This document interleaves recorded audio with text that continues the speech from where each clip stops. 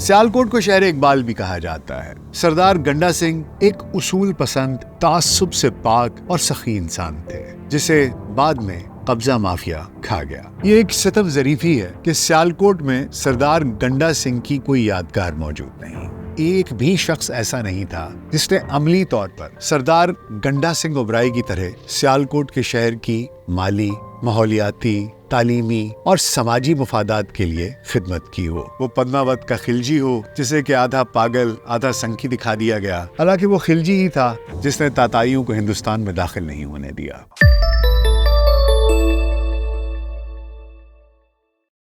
VLC pod cost میں doctor ناصر bag کے ساتھ خاکسار آپ کی خدمت میں حاضر ہے۔ آج کی کہانی سیالکوٹ شہر سے ہے۔ سیالکوٹ شہر جو کہ پاکستان کا ایک اہم تجارتی مرکز بھی ہے، اس کی ایک شخصیت جو کہ تاریخ کے اوراق میں کہیں کھو گئی، اس کی کہانی آپ کے لیے لے کر آئے ہیں۔ سیالکوٹ پاکستان کا کھیلوں کا سامان بنانے کے حوالے سے اہم صنعتی اور اس کے ساتھ ساتھ ایک زرعی شہر بھی ہے، جس کی برآمدات 1000 ملین امریکی ڈالر سے تجاوز کر چکی ہیں۔ ضلع کا بیشتر رقبہ زرخیز ہے، جس پہ چاول، گندم، گنا، مکئی، جوار، آلو، لہسن اور دالیں کاشت کی جاتی ہیں، جبکہ کئی مقامات پر امرود اور جامن کے باغات بھی دیکھے جا سکتے ہیں۔ سیالکوٹ کو شہر اقبال بھی کہا جاتا ہے، اس لیے کہ یہیں پر اقبال پیدا ہوئے اور یہیں پر انہوں نے اپنی ابتدائی تعلیم بھی حاصل کی۔ سیالکوٹ پاکستان کا 12واں بڑا شہر ہے۔ جنوبی ایشیا کے چند امیر ترین شہروں میں سے ایک سیالکوٹ ہے۔ ضلع سیالکوٹ کی آبادی لگ بھگ 38,93,672 نفوس پر مشتمل ہے۔ سیالکوٹ کی سرجیکل صنعت کی بھی ایک الگ ہی کہانی ہے۔ انگریز دور میں یہاں کے مشن ہسپتال کے تمام تر آپریشنوں کے لیے اوزار شہر میں ہی مرمت کیے جاتے تھے، اور آہستہ آہستہ ان کو بنانے کا کام بھی یہی شروع کر دیا گیا، یہاں تک کہ 1920 تک سیالکوٹ کے آلات جراحی پورے بر صغیر میں استعمال ہونے لگے۔ دوسری جنگ عظیم کی بدولت یہ صنعت اپنے عروج پر پہنچ گئی، جب تاج برطانیہ نے اپنی اوزاروں کی مانگ اور اس کی ضرورت کو پورا کرنے کے لیے سیالکوٹ شہر میں سرجیکل انسٹرومنٹس کی مینوفیکچرنگ کے لیے نت نئی تکنیکی آلات اور نت نئی تکنیکوں کو متعارف کروایا۔ جنگ عظیم دوم کے بعد سیالکوٹ امرتسر کے بعد پنجاب کا دوسرا بڑا صنعتی شہر قرار پایا۔ تقسیم پاکستان کے وقت اسے پاکستان میں شامل کر دیا گیا۔ اگر دیکھا جائے تو سیالکوٹ میں 3 صنعتوں کا غلبہ ہے، جو لوگوں کو روزگار کے مواقع تو فراہم کرتا ہی ہے، اس کے ساتھ ساتھ پاکستان کے GDP میں بھی ایک میجر کنٹریبیوٹر ہے۔ نمبر 1 پر ہے جراحی کے آلات یا سرجیکل انسٹرومنٹس، دوسرے نمبر پر آتا ہے کھیلوں کا سامان، اور تیسرے نمبر پر آتے ہیں چمڑے کی چیزیں یا چمڑے کی صنعت۔ سیالکوٹ میں بہترین معیار کے چمڑے کی جیکٹس، ہینڈ بیگز وغیرہ تیار کیے جاتے ہیں۔ اب آپ کو اس شخصیت سے ملواتے ہیں جس نے سیالکوٹ میں سپورٹس انڈسٹری کی بنیاد رکھی تھی، جس نے وہاں پر جس جگہ پر آج گرلز ہاسٹل قائم ہے وہاں پر ایک سکول قائم کیا، اس کی بنیاد رکھی، جس نے وہاں پر ایک سڑک بنائی جسے لوگ پیرس روڈ کے نام سے یاد کرتے ہیں۔ اس شخصیت کا نام ہے سردار گنڈا سنگھ اوبرائے۔ سردار گنڈا سنگھ اوبرائے کی سیالکوٹ کی تاریخ میں وہی حیثیت ہے جو لاہور کی تاریخ میں سر گنگا رام کی ہے۔ سردار گنڈا سنگھ اوبرائے سیالکوٹ میں اوبرائے سپورٹس کے بانی تھے۔ سردار گنڈا سنگھ اوبرائے نے سیالکوٹ کی تاریخ میں اہم کردار ادا کیا۔ انہوں نے اور ان کے بھائی جھنڈا سنگھ اوبرائے نے سیالکوٹ میں سپورٹس انڈسٹری کی بنیاد ڈالی۔ سردار گنڈا سنگھ سیالکوٹ کے علاقے مٹراوالی میں پیدا ہوئے۔ ان کا تعلق ایک بڑے جاگیردار گھرانے سے تھا، اور پارٹیشن سے پہلے کے زمانے میں وہ وہاں پر ایک انڈسٹریل اسٹیٹ کے مالک تھے۔ انہوں نے 1925 سے 1947 تک پورن نگر سیالکوٹ میں اوبرائے اسٹیٹ چلایا۔ ان کا انتقال سیالکوٹ میں ہوا اور ان کی سمادھی کسی زمانے میں پل ایگ کے کنارے واقع تھی۔ سیالکوٹ میں اوبرائے کا گھر 1901 کے لگ بھگ تعمیر ہوا۔ ان کے گھر کی شان و شوکت ایسی تھی کہ اس سڑک کو لوگوں نے پیرس روڈ کہنا شروع کر دیا، کیونکہ حویلی انہیں پیرس کی یاد دلاتی تھی۔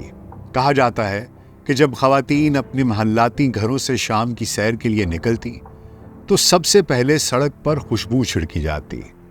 ریلوے اسٹیشن کے قریب پیرس روڈ پر اس کی فیکٹری واقع تھی جو کئی ایکڑ پر محیط تھی۔ فیکٹری کا مغربی حصہ پیرس روڈ اور کچہری روڈ کے درمیان واقع تھا۔ یہ اس دور کی سیالکوٹ میں کھیلوں کے سامان کی سب سے بڑی فیکٹری تھی۔ فیکٹری میں کرکٹ کے بیٹس، ہاکی کی سٹکس، بیڈمنٹن کے ریکٹس اور اسی طرح کا دیگر کھیلوں کا سامان تیار کیا جاتا تھا۔ فیکٹری میں سینکڑوں مزدور کام کیا کرتے تھے۔ ملازموں اور ہنرمندوں کی تنخواہیں برطانوی حکومت کے باقاعدہ ملازموں جیسی تھیں۔ ملازموں کو پروویڈنٹ فنڈ کی اسکیم بھی ملتی تھی۔ ملازمین کی تنخواہ اس وقت برطانوی ملازمین کے برابر یا اس سے بھی زیادہ ہوا کرتی تھی۔ اوبرائے اسپورٹس کی جموں کشمیر میں بھی ایک شاخ تھی، جہاں مین فیکٹری کے کاریگر 1 سے 2 ماہ کے لیے پیداوار کے لیے جاتے تھے۔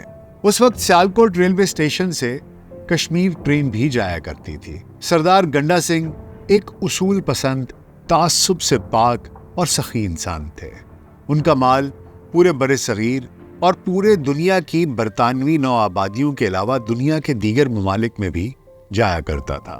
سردار صاحب پیرس روڈ پر اس عمارت میں رہتے تھے جو آج ٹیلی فون ایکسچینج کا حصہ ہے۔ پیرس روڈ پر واقع موجودہ بڑا ڈاک خانہ اور علامہ اقبال لائبریری کی جگہ گنڈا سنگھ گراؤنڈ ہوا کرتی تھی۔ سردار گنڈا سنگھ نے ہائی اسکول بھی قائم کیا تھا۔ اسی اسکول کی جگہ اب حکومت نے خواتین کی یونیورسٹی قائم کر دی ہے۔ سردار گنڈا سنگھ سیالکوٹ میونسپل کمیٹی کے چیئرمین بھی رہے۔ اس دوران انہوں نے سیالکوٹ کی خوبصورتی کے لیے بہت کام کیا۔ انہوں نے مبارک پورہ اور چاہ چٹاں جیسے محلے آباد کیے، جہاں کشادہ اور کھلی گلیاں رکھی گئیں۔ گنڈا سنگھ گراؤنڈ کے ساتھ ایک کشادہ اور شاندار حویلی تعمیر کی، جو فن تعمیر کا نمونہ تھی، جسے بعد میں قبضہ مافیا کھا گیا۔ سردار گنڈا سنگھ کی حویلی میں سوئمنگ پول بھی تھا۔ ملازمین کی اکثریت مسلمان تھی۔